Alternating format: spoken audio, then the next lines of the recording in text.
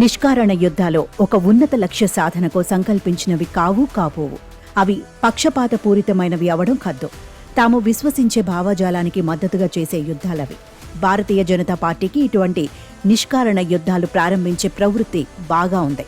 పౌరసత్వ సవరణ చట్టం, CAA, ఉమ్మడి పౌరస్మృతి, UCC అందుకు మంచి ఉదాహరణలు. ఒక అవసరాన్ని తీర్చేందుకు ఉద్దేశించబడినవి కావు ఆ చట్టాలు.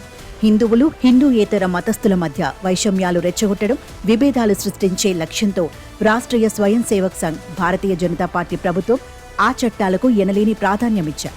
కేంద్ర ప్రభుత్వం మరో నిష్కారణ యుద్ధానికి శంఖారావం చేసింది. ఈ తాజా యుద్ధం త్రిభాషా సూత్రం పేరున ఉన్నత పాఠశాల విద్యా విధానాన్ని తొలుత రాధాకృష్ణన్ కమిటీ ప్రతిపాదించింది. ఏ రాష్ట్రమూ దానిని అంగీకరించలేదు, అమలుపరచలేదు. ప్రతిపాదనగానే ఉండిపోయింది. అందుకు చాలా కారణాలున్నాయి. స్వాతంత్ర్య తొలి సంవత్సరాలలో పాఠశాలల నిర్మాణానికి, ఉపాధ్యాయుల నియామకానికి ప్రభుత్వాలు సహజంగా ప్రథమ ప్రాధాన్యమిచ్చాయి. బాలలు అందరినీ బడులల్లో చేర్పించేందుకు, వారి విద్యాభ్యాసం పాఠశాల విద్య పూర్తయ్యేదాకా కొనసాగేలా చేసేందుకు ద్వితీయ ప్రాధాన్యమిచ్చారు. ఆ తర్వాత కేవలం భాషలు నేర్పడంలోనే కాకుండా గణితం, విజ్ఞాన శాస్త్రం, చరిత్ర, భూగోళ శాస్త్రం, సాంఘిక శాస్త్రం మొదలైన విషయాలలో కూడా బోధన ప్రమాణాలు మెరుగుపరిచేందుకు అధిక ప్రాధాన్యమిచ్చారు.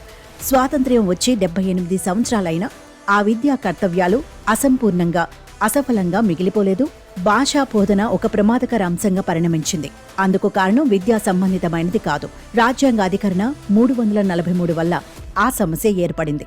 హిందీ దేశ అధికార భాషగా ఉంటుందని, అయితే ఇంగ్లీషు 15 సంవత్సరాల వరకు పాలన, బోధన భాషగా కొనసాగుతుందని ఆ అధికరణ పేర్కొంది.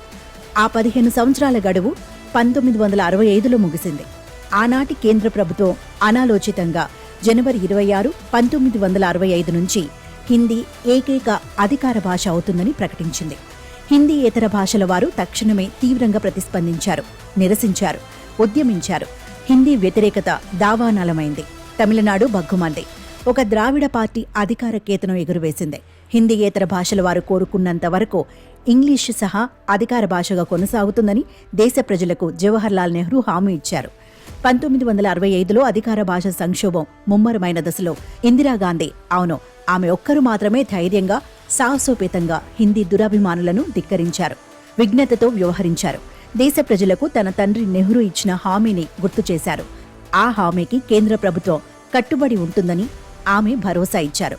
విఘ్నత ఉన్న రాజనీతిజ్ఞత అది నెహ్రూ హామీయే అయినా అంతకంటే ఎక్కువగా, ముఖ్యంగా పరిపాలనా ఆవశ్యకతలు అధికార భాషలుగా హిందీ, ఇంగ్లీష్కు కట్టుబడి ఉండేలా చేశాయి. ఇతర భారతీయ భాషల వలె హిందీ కూడా సమగ్రంగా వికసించిన భాష కాదు. సైన్స్, న్యాయశాస్త్రం, ఆర్థిక, వాణిజ్య కార్యకలాపాలు, ఇంజనీరింగ్, విదేశీ సంబంధాలు, అంతర్జాతీయ వ్యవహారాలు మొదలైన వాటిని సమర్థంగా నిర్వహించేందుకు వెసులుబాటు లేని భాష. రాష్ట్ర ప్రభుత్వాలు కూడా శాసన నిర్మాణానికి, పాలనా వ్యవహారాల నిర్వహణకు ఇంగ్లీషు మీదనే ఆధారపడ్డాయి. ఇదిలా ఉండగా ప్రభావశీలమైన పర్యవసనాలు బహుముఖీనంగా ఉన్న 3 పరిణామాలు సంభవించాయి. అవి: 1, 1975లో విద్యను రాష్ట్ర జాబితా నుంచి ఉమ్మడి జాబితాకు మార్చటం.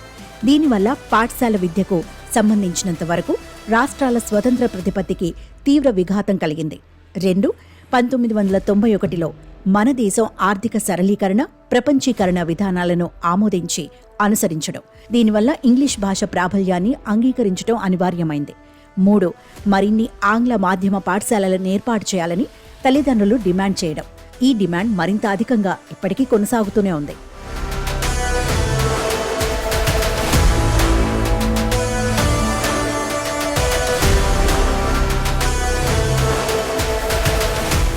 సరే, ప్రస్తుత వివాదం నూతన విద్యా విధానం 2020లోని వివిధ విషయాలకు, ముఖ్యంగా త్రిభాషా సూత్రంకు సంబంధించినది. ఈ త్రిభాషా సూత్రం ప్రకారం ప్రాంతీయ, రాష్ట్ర భాషను పాఠశాలల్లో ప్రథమ భాషగా బోధించాలి. ఇంగ్లీష్ ద్వితీయ భాష అయితే మూడో భాష ఏమిటి? కేంద్ర విద్యామంత్రి చిత్తశుద్ధి లేని వాగాడంబర వాదన ఒకటి చేశారు. నూతన విద్యా విధానం ఒక జాతీయ విధానం కనుక ప్రతి రాష్ట్రమూ ఆ విధానాన్ని అమలుపరచడం రాజ్యాంగ విహితమైన బాధ్యత అని ఆయన అన్నారు.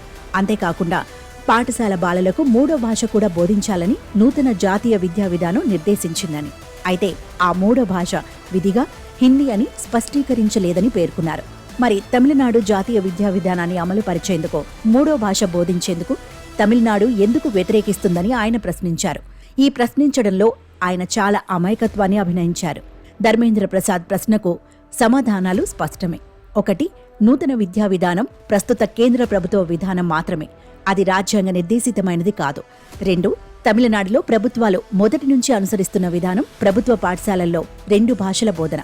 3 కాదు, 2 భాషల బోధన మాత్రమే జరగాలని తమిళనాడు ప్రభుత్వాలే కాకుండా తమిళ పౌర సమాజము గట్టిగా కోరుతోంది. అయితే ప్రైవేట్ పాఠశాలలు 3వ భాషగా హిందీ బోధించడం పట్ల తమిళనాడు ప్రభుత్వాలు ఎప్పుడూ ఎటువంటి అభ్యంతరం తెలపలేదు, అవరోధము కల్పించలేదు.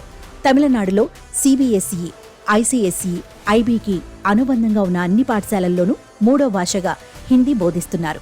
వేలాది బాలలో హిందీ నేర్చుకుంటున్నారు.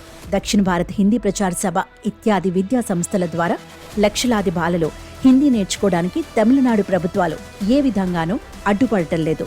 నూతన విద్యా విధానం 2020లో మంచి అంశాలు ఉన్నాయి, అంగీకార యోగ్యం కాని విషయాలు ఉన్నాయి. ఎన్ఈపీలోని వివాదాస్పద విషయాలలో ఒకటి త్రిభాషా సూత్రం. దీన్ని హిందీ భాష మాట్లాడే రాష్ట్రాలలో అమలు పరచడం లేదు. అయితే హిందీయేతర భాషలు మాట్లాడే రాష్ట్రాలలో ఈ త్రిభాషా సూత్రాన్ని అమలు పరిచేందుకు ప్రయత్నిస్తున్నారు. కాదు, అమలు జరిపేలా ఒత్తిడి చేస్తున్నారు. ఉత్తరప్రదేశ్, ఉత్తరాఖండ్, బీహార్, జార్ఖండ్, మధ్యప్రదేశ్, ఛత్తీస్గఢ్, హర్యానా రాష్ట్రాలలోని ప్రభుత్వ పాఠశాలలో హిందీ మాత్రమే బోధించే ఏకభాషా విధానాన్ని సార్థకంగా అనుసరిస్తున్నారని మరి ప్రత్యేకంగా చెప్పనవసరం లేదు. ఈ ఉత్తరాది రాష్ట్రాలలోని ప్రభుత్వ పాఠశాలల్లో విద్యాభ్యాసం చేస్తున్న బాలలు మరే ఇతర భాషను నేర్చుకోవటం లేదు. కారణమేమిటి?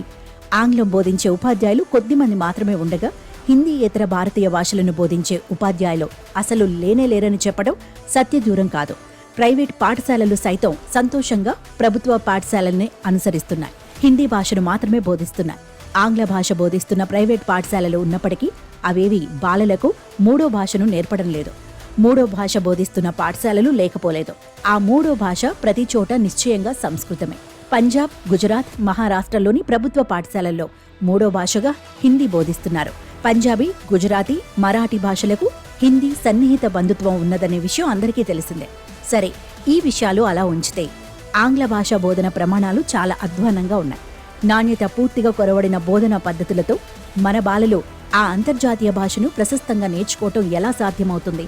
ఇంగ్లీష్ బోధిస్తున్న ప్రభుత్వ పాఠశాలల్లో చదువుతున్న బాలలు ఆంగ్ల భాష తరగతి గది వెలుపల ఆ భాషను ఒక్క ముక్క కూడా మాట్లాడలేరు, చదవలేరు, అర్థం చేసుకోలేరు, రాయలేరు.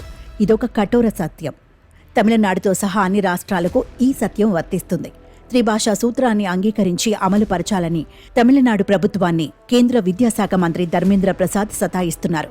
త్రిభాషా సూత్రం పేరిట 3వ భాషగా హిందీ నేర్పాలన్నదే ఆయన నిర్దేశం కూడా. దక్షిణాది రాష్ట్రంపై ఇటువంటి ఒత్తిడి తెచ్చే ముందు కేంద్ర ప్రభుత్వం దేశవ్యాప్తంగా 2 భాషల బోధనను పరిపూర్ణంగా విజయవంతం చేయాలి. మన సమాజంలో ఆంగ్ల భాషా ప్రావీణ్యాలు ప్రశస్తంగా ఉన్నవారు చాలా చాలా తక్కువ. వ్యవహారిక ఇంగ్లీష్ మాట్లాడగలిగే వారే తక్కువ కాగా మంచి ఇంగ్లీష్ మాట్లాడగలిగేవారు చాలా అరుదు.